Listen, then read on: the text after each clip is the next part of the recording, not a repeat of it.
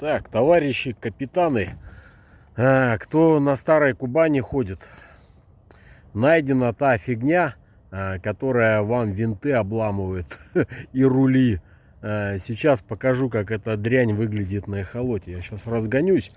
Сори, я на веслах. Так, и наблюдаем прорисовочку вот этой бяки. Это я не под правильным курсом прошло. У меня такое чувство, будто здесь катер лежит.